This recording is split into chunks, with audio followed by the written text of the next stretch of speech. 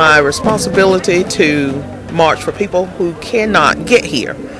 And I think it's important that we as Americans know what's in jeopardy at this current time.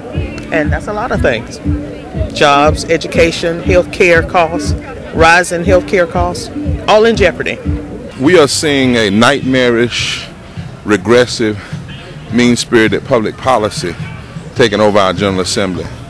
They've attacked public education, attacked voting rights. They've balanced the budget on the backs of the poor.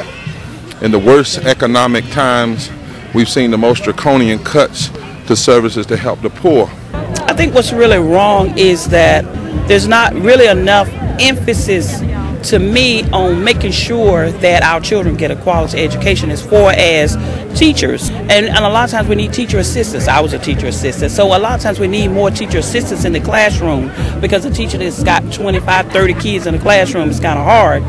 And I think that that politicians have failed us, because they seem to think that all kids learn on the same level, and that's not true. So our children need us, and they need our help, and they need somebody to recognize that fact. I think the biggest thing for me is the proposed North Carolina Amendment 1. It would be horrible to put discrimination in our state's constitution.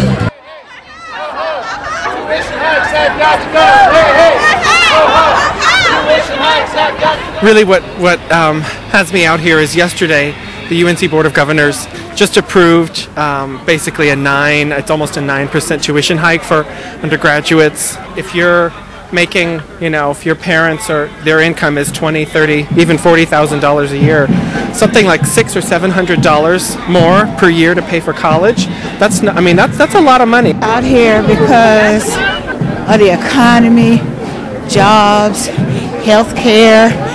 I'm a cancer patient, and my care depends on what my insurance is going to pay, and I think that's wrong. North Carolina is missing out. We grew up here, we went to school here.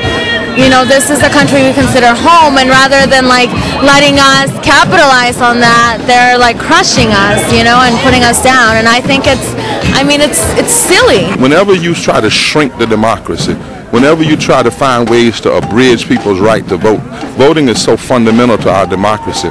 When you see the most race-based, regressive redistricting to try to pack, stack, and bleach African-American vote, cut the power of the African-American vote and the potential to build coalition politics, that is a threat to everybody. Yes, I may suffer because I don't have a job. Yes, I may. But more importantly, that child suffers. That child who's innocent. That child who we're supposed to be looking out for. We're supposed to take care of and nurture. How are we going to make citizens for the future if we are not starting when they're young? If we're not catching them in elementary school before they even get to high school?